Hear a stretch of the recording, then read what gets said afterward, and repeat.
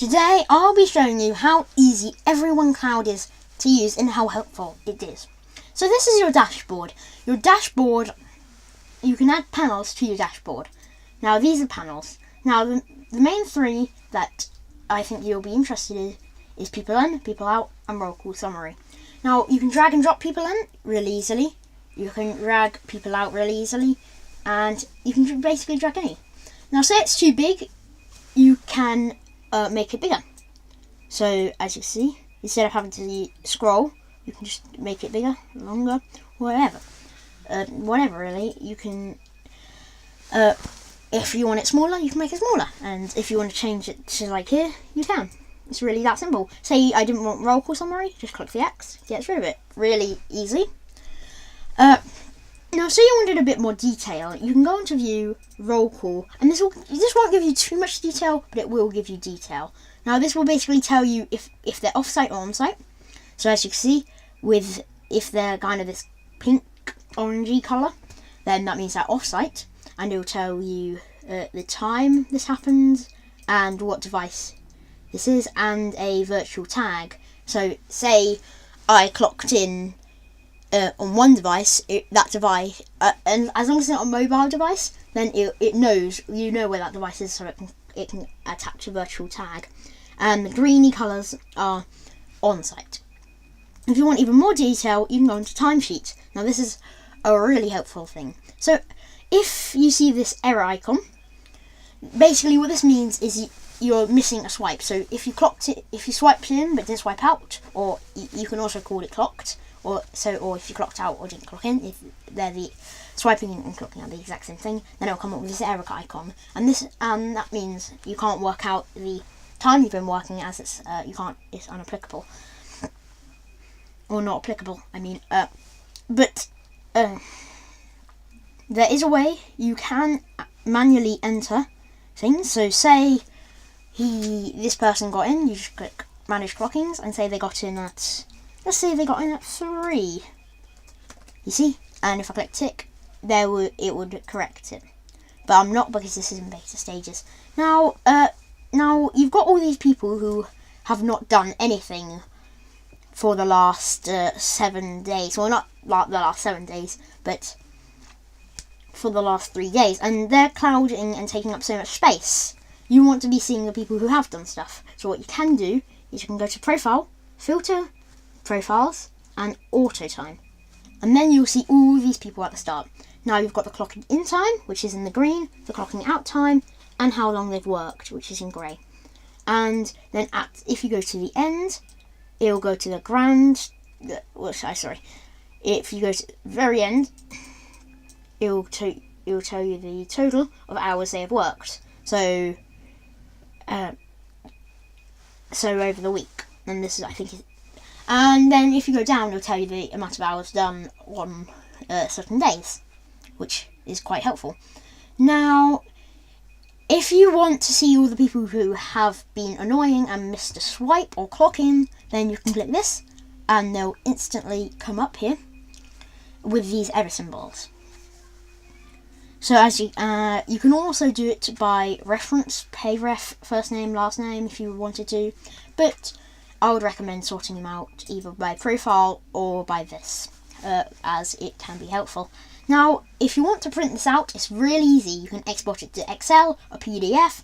You can copy it to the clipboard. You can print it, and there's another option on there, but I don't really know that option that well.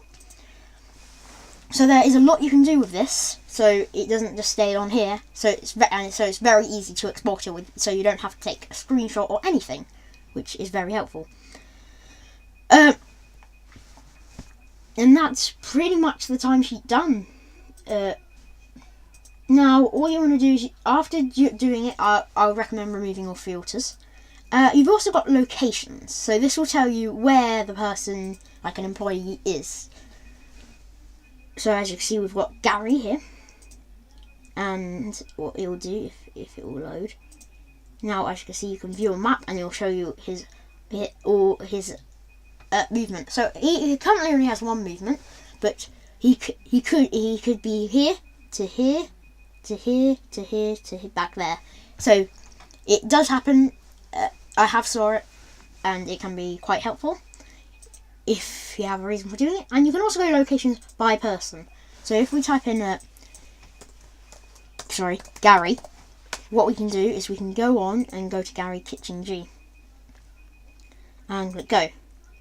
And as you can see, you'll see it if he was on site or off site, the date, which time, and the device that has been tracking him, and clocking tags. Now, clocking tags are virtual tags, so if you say you're at your house, a tag would be a clip saying it's your house, and it will also tell you the latitude and longitude, the postcode, and you can also see it's on the map if it's a postcode. So as you can see, that's the postcode he was at, and it also. Now, say you don't want to see latitude or longitude, then you can really get rid of it. It's just really simple. You just click this and get rid of it. Now, this works on, I think, every kind of sheet or table there is, which is quite helpful as you're not being clouded with all that data that's not going to be used. So, because you're going to add people, adding a person must be easy, and it is. It's really easy. So, ignore this. This is just an add-on that I've got on Chrome. But basically, your reference is like a number that you can reference by someone. Because knowing everybody's names, as much as it's polite and stuff like that, it's easier to remember a reference number. Because there could be tons of Lukes, but reference number, you can't get it wrong. So, I'm just going to put 79. And where there's a star, there should be a star under here, but this is not an error. This is just my add-on. And then pin, so say they were logging in without like a card or biometrics, then they'll need to type in their pin. So I'm just going to keep it 7979, but you can change that. And pay reference, you can just read the thing there, because I don't really know that much about pay reference. And then for the name, I'm just going to use a character from Star Wars, so Luke Skywalker, and then date of birth. Now, what you're going to need to do, say you want to change the year, you're going to have to click up again, and then just change the year. So, 1983, May 16th, it's going to be his birthday. You can add a leave date, you can add an active expiry if you wanted. There, obviously, a leave date is probably the day he's going to be the day he's going to leave, but it's probably self-explanatory. So you've got the postcode and address, email, mobile number. This is all really explanatory, so you know where his address, how to contact him, and login details. This is your security profile. So right now you have no access. Now there's also integration, standard, and super. Super has access to everything. However, integration is the worst and doesn't really have access to anything. However, just leave this at no access, as this is kind of standard for people you don't want messing up your kind of system. And just click add. It's literally that simple, and it will say success. The person has been created. Now, in order to see the person, first of all, make sure that there's no filter profiles on, as that can make it hard to see them. But if you just go to people or manage, then you can see it. But look how many people there are. So what you can do, say you forgot their name, just type in their reference number. Now this can be their pay ref or reference, and so 7979, and we've got Luke Skywalker and it'll show you all the information: last login, date of birth, start date, landline number, work wire, email, all that. What you can also do is you can also type in their name. So, for instance, if we type in Nick, it will come up with Nick Whiteley, and so we don't know the reference, but we can see it all here. So as you can see, it's really easy. Now, the next thing you can add is a category. Now, a category is kind of like a group for certain items, like departments, locations. You could really use it. Again, ignore this. So you've got the singular name. So I'm just going to do executive for the singular name, and executives for the plural name. They're both kind of self-explanatory. Items editable, that's self-explanatory as well. Nestable is kind of like a hierarchy. So say I was doing locations, you have the United Kingdom, and then within the United Kingdom you've got England, and then Hertfordshire, and so on and so forth. Default colour, this will show you the colour of a tag. Text colour, self-explanatory, and and then you can just write a description. If you have super, maybe you're here. We can put it there, but there's tons of other stuff, and just add it, and you'll come up with this little green thing. I really like that notification. And then to see it, you just go to manage categories. And as you can see, executives, this is the tag thing I was talking about. Then you've got the text color. And you can also add them kind of icons there if you really want to. And now to show you the hierarchy, if you go to locations, as you can see, United Kingdom, England, Hertfordshire, Connecticut, Noordcourt, the Midland, and so forth, so on and so forth. And there's also these kind of icons showing you where it is, which is very helpful. Now we're also going to go into a bit of the devices. So I'm not going to edit the devices because this is again a beta, but it's really good for a beta. So as you can see, I'm just going to go through all of these. So you've got the time tracker, which is a fingerprint scanner. You've got that's another fingerprint scanner. A bio time track. That's he's got a face scanner there and a fingerprint as well.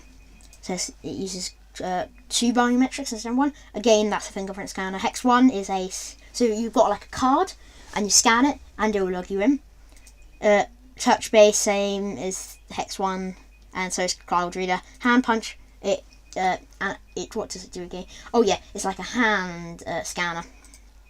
And we're just going to leave it on mobile. And there's tons of other things, like you can have location options so you know where they are. You can do device options, so say do this or that instead. So there are tons of more options for that you can use with the devices. So it's not there's a lot of things that you can do to make it a lot easier to make the experience a lot easier, and to make it just your general job a lot easier. So there's EveryOneCloud, and if I can do it, you can do it too, because I'm a child and you're probably an adult. Hopefully you find this helpful, and hopefully you'll be using EveryOneCloud. Goodbye.